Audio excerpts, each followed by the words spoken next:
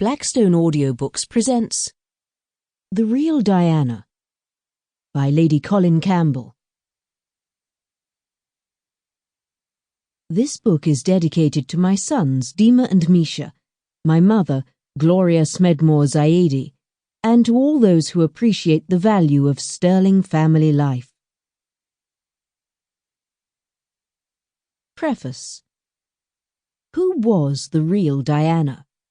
What was it about this woman that made her so fascinating to so many people?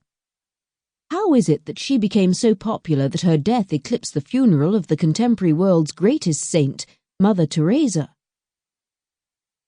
Diana, Princess of Wales, was undoubtedly beloved by millions of people. Few of them, of course, had ever met her. Of those who had, even fewer knew her. The real Diana, the Diana I knew and liked, and sometimes didn't, was a woman of contradictions. On the one hand, she was sweet and loving. On the other, by her own admission, she could be bitter and vengeful. She was intelligent without being intellectual, wily and naive, vulnerable and tough. She was not shy, as she and several friends such as Sophie Kimball took pains to say over the years.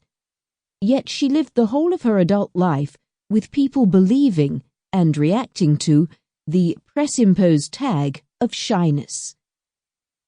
From the moment Diana burst upon the world stage in 1980, she possessed one of the most likable and sympathetic public images of all time. This image, while responsible for much of the adulation Diana received, became a trap. Diana herself tried to break out from its restrictive mold, to kill the fairy tale, as she put it to me in 1990, when trying to convince me to write the book, which Andrew Morton subsequently produced. The pre-fairy tale Diana is worth recalling. I distinctly remember meeting her at a party when she was about 17. She was totally unmemorable, despite being tall and sweet.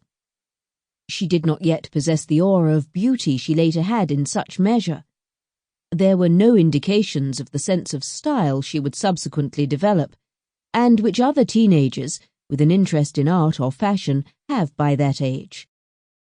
She was utterly traditional, a typical Sloane Ranger, and I would never have remembered her but for the fact that she was introduced to me as her unforgettable and hated stepmother Rain Spencer's stepdaughter.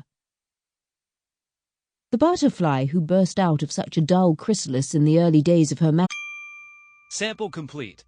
Ready to continue?